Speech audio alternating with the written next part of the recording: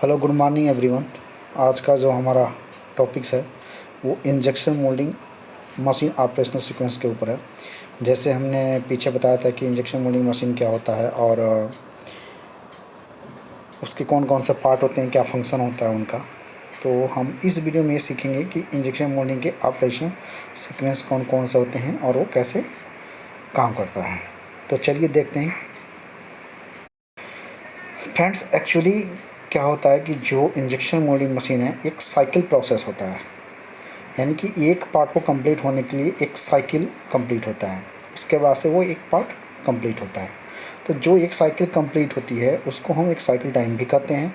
और उस साइकिल को कंप्लीट करने के लिए अलग अलग स्टेप काम करते हैं और अलग अलग स्टेप का अलग अलग रोल होता है। फिर वो जब सारे स्टेप कंप्लीट हो जाते हैं तो एक साइकिल कंप्लीट हो जाता है। तो अगर मैं स्टेप की बात करूं कौन कौन से स्टेप हैं, तो जो सबसे पहला स्टेप है वो है मोल्ड क्लोज, फिर इंजेक्शन, फिर होल्डिंग, फिर कूलिंग, फिर प्लास्टिसाइजेशन एवरेजिंग, फिर मोल्ड ओपन और फिर इजेक्शन। तो ये सारे स्टेप को हम आगे देखेंगे, एक एक करके समझेंगे कि स्टेप क्या क्या होते हैं और कैसे काम करता है। दोस्तों, जो सबसे पहला स्टेप होता है वो होता है मोल्ड क्लोज का। इसके अंदर क्या होता है कि मोल्ड क्लोज होता है।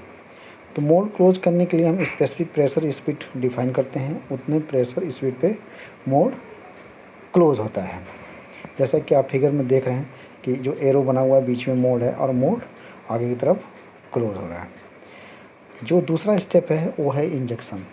जैसे ही मोल्ड क्लोज हो जाता है उसके बाद से तुरंत सिग्नल मिलता है इंजेक्शन यूनिट को, और फिर जो इंजेक्शन यूनिट है वो जो इसके अंदर स्क्रू लगा होता है बेल के अंदर, वो मेटल को, जो प्लास्टिसाइज मेटल होता है उसको मोल्ड के अंदर इंजेक्ट करता है।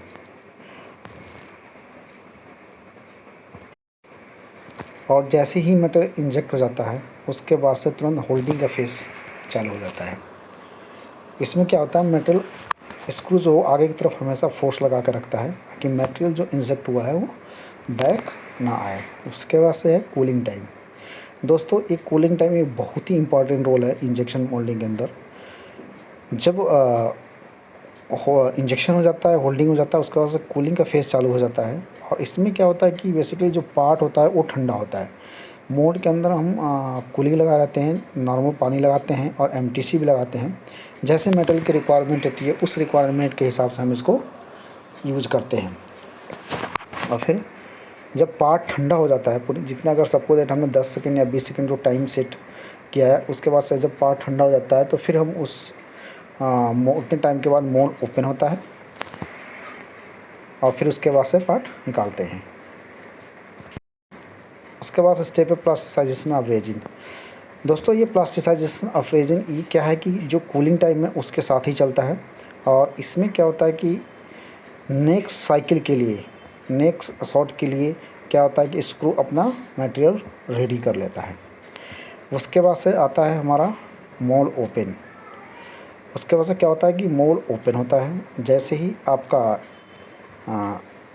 मोल्ड क्लोजिंग होता है, फिर इंजेक्शन होता है, फिर होल्डिंग और फिर उसके बाद से कूलिंग। जैसे ही कूलिंग कंप्लीट होता है उसके बाद से मोल्ड ओपन हो जाता है और ओपन होने के बाद फिर रेडी हो जाता है इजेक्शन के लिए। उसके बाद से जो नेक्स्ट स्टेप है छठवां, वो है पार्ट इजेक्शन। जैसे मोल्ड ओपन हो जाता है, अपने एंड पोजीशन में पहुंच जाता है, उसके बाद से पार्ट इजेक्ट हो जाता है। और फिर जैसे ही पार्ट इजेक्ट हो जाता है तो पार्ट को हम मोल्ड के अंदर से निकालते हैं और फिर उसके क्वालिटी को हम चेक करते हैं कि पार्ट ओके है कि नहीं।